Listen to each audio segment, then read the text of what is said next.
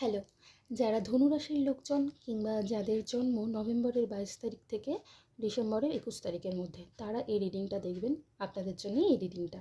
তো আমি এখানে দেখে নেব বর্তমানে আপনাদের এনার্জি কেমন রয়েছে এবং রিসেন্ট পাস্টে আপনাদের লাইফে কী কী ঘটেছে এবং নিয়ার ফিউচারে কী আসতে চলেছে বা কী ঘটতে চলেছে। খুব শর্টেই দেখব। তো এখানে আমি কার্ড শাফল করে রেখে দিয়েছি। সকলে পজিটিভ থাকুন, পজিটিভ ভাবুন। দেখে নেওয়া যাক কী এসছে আপনাদের জন্য, ঈশ্বর কী বলতে চাইছেন। আগে আমি এনার্জি চেক করব, তারপর বাকিটা বলবো। তো দেখা যাক। এখানে আমি যেটা দেখতে পাচ্ছি, ধনুরাশির লোকজন, তাদের উদ্দেশ্যে বলছি। আপনাদের লাইফে রিসেন্ট পাস্টে আপনারা হয়তো কোনো অ্যাক্সিডেন্টের সম্মুখীন হয়েছেন বা আপনাদের পরিবারে কোনো অ্যাক্সিডেন্ট ঘটে গেছে, ঘটে গেছে। একটা ফাড়া ছিল যেটা দেখতে পাচ্ছি, কিংবা কারো কারো জীবনে এমন হয়েছে ডিভোর্সের সম্মুখীন হয়েছে, মানে ডিভোর্স হয়ে গেছে, সেপারেশন হয়ে গেছে, এতটাই ঝামেলা বিবাদ যে রিলেশনশিপ খুব খারাপ জায়গায় পৌঁছে গেছে। তো যার জন্য দুজনে দুদিকে রাস্তা পছন্দ করে নিয়েছেন, বেছে নিয়েছেন। আর আপনাদের লাইফে হয়তো কেউ ব্ল্যাক ম্যাজিক করেছে আপনাদের সঙ্গে, যেটা দেখতে পাচ্ছি, যেটা খুবই খারাপ। আপনাদেরকে কোনো দিক থেকেই ভালো থাকতে দেবে না। মানে হেলথের দিক থেকে বলুন, রিলেশনশিপের দিক থেকে বলুন, টাকা পয়সার দিক থেকে বলুন, মানে পুরো লসেস অফ ওয়েলথ, ঠিক আছে। তো ডাউনফল হচ্ছে টাকার প্রচুর, আর মানে হয়েছে।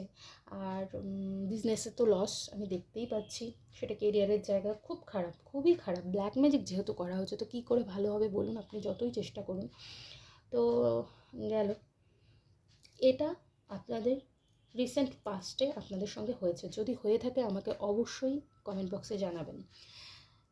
আর আপনারা এরপরে এমন একটা এনার্জিতে এসছেন না এখন, যেহেতু সেপারেশন হয়ে গেছে বা ঝগড়া বিবাদ হয়ে ডিভোর্স হয়ে গেছে, তো সেহেতু আপনারা এমন জায়গায় পৌঁছেছেন, এখন কাউকে কিছু দিতে গেলে 10 বার ভাবেন এবং দিলে সেখান থেকে আবার রিসিভ করার চেষ্টা করেন। মানে শুধু গিভারের কাজ করেন না, রিসিভারেরও কাজ করেন। মানে সেটা ইমোশন হতে পারে, টাকা পয়সা হতে পারে, যে কোনো দিক থেকে। হ্যাঁ, আপনার কাছে এখন যথেষ্ট পরিমাণ টাকা রয়েছে অন্যকে হেল্প করার, কিংবা নিজের প্রয়োজনে নিজের খাতে ইউজ করার জন্য। আপনি কোনো সোশ্যাল ওয়ার্কের সঙ্গে যুক্ত থাকতে পারেন এবং আপনার মনোভাবটা এমন তৈরি হচ্ছে যে ন্যায়, মানে কাউকে বেশি দেবো, কাউকে কম দেবো, বা ওর তো প্রয়োজন নেই, ওকে আমি কেন দেবো, এই ধরনের মনোভাব চলে এসছে। মানে যার প্রয়োজন, যারা নিডি, আপনি তাকেই হেল্প করবেন, এছাড়া এর বাইরে আপনি অন্যকে কিন্তু হেল্প করবেন না। কেউ যদি নিডি না হয়েও আপনার কাছে হেল্প চাইতে আসে, আপনি কিন্তু করবেন না।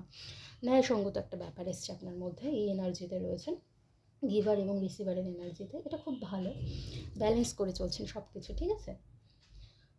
তবে নিয়ার ফিউচারে আমি যেটা দেখতে পাচ্ছি, আপনার ব্যাক স্ট্যাবিং হতে পারে। কেউ আপনার পেছনে শত্রুতা করতে পারে। ব্ল্যাক ম্যাজিক তো করেই রেখেছে, আগেই বললাম, আবারও ব্ল্যাক ম্যাজিকের কার্ড। তো আপনাকে বলবো ব্ল্যাক ম্যাজিকটা প্লিজ রিমুভ করে নেবেন। কারণ এটা রিমুভ না করলে না, মানে আপনার এরকম খারাপ চলতেই থাকবে এবং এমনভাবে স্ট্যাবিং করা হবে না, মানে আপনি পুরো কী বলবো, বার্ন আউট হয়ে যাবেন, এরকম একটা ব্যাপার। তো খুবই খারাপ, প্রচুর আঘাত পাবেন। সেটা রিলেশনশিপের দিক থেকেই আমি বেশি দেখতে পাচ্ছি। ঝগড়া বিবাদ, কেউ বিট্রায়াল করতে পারে আপনার সঙ্গে। তো মানে এটা খুবই খারাপ, সব দিক থেকেই খারাপ দেখতে পাচ্ছি। তবে হ্যাঁ, একটা কথা, যখন আমাদের লাইফে কিছু খারাপ হয়, সেখান থেকেই মানে আমাদের ভালো হওয়ার শুরু হয়, তাই তো? খারাপের পরে যেহেতু ভালো হয়, তো চিন্তা করবেন না। আপনাকে বলা হচ্ছে এই পেইনফুল স্টোরিটা, মানে যেটা এখান থেকে শুরু হয়েছিল না, সেটা এখানে গিয়ে শেষ হচ্ছে কিন্তু। মানে এই জার্নিটা আপনার শেষ হতে চলেছে। এই কার্ডটা এটাই মিন করে, ঠিক আছে। আপনার এই জার্নিটা শেষ হতে চলেছে, আর হিলিং হতে চলেছে, আপনার স্পিরিচুয়ালিটি বাড়তে চলেছে। আমরা যখন কোনো আঘাত বা কষ্টের মধ্যে দিয়ে যাই, আমরা কিন্তু ঈশ্বরের প্রতি বেশি মানে হয়ে যাই, তখন সমর্পণ করে দিই নিজেকে। তো ব্যাপারটা সেরকমই হচ্ছে, আপনার পেইনফুল স্টোরি শেষ হতে চলেছে। তো চিন্তা করবেন না। তবে ব্ল্যাক ম্যাজিকটা অবশ্যই রিমুভ করে নেবেন। এরপর দেখা যায় আপনার বটম অফ দ্য ডেক কী এসছে।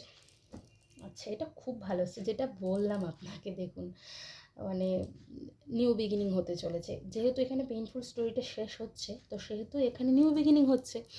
তো মানে গ্রোথ, প্রসপারিটি সব কিছু আসতে চলেছে এবং ঈশ্বরের ব্লেসিংস আপনার উপর কিন্তু সবসময় রয়েছে।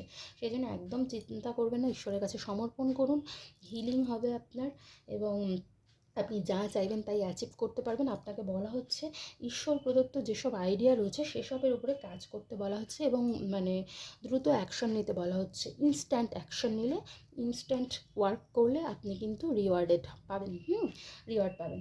তো সেক্ষেত্রে যেহেতু ঈশ্বরের ব্লেসিংসটা রয়েছে, ঈশ্বর আপনাকে নিজে হাতে কিছু অফার করছে, তো সেখান থেকে আপনি পজিটিভ থাকুন, পজিটিভ ভাবুন, যে সিচুয়েশানটা আসবে তার জন্য প্রস্তুত থাকুন, এবং কখনোই আশা ছাড়বেন না, অপটিমিস্টিক থাকবেন, ঠিক আছে? সব ভালো হবে, অপরচুনিটি আসতে চলেছে ভালো, যেহেতু bottom of the deck S of sorts. তো আশা করছি বন্ধুরা আমার ভিডিওটি আপনাদের জন্য হেল্পফুল ছিল এবং ভালো লেগেছে। তাহলে অবশ্যই লাইক, কমেন্ট, শেয়ার করে পাশে থাকবেন।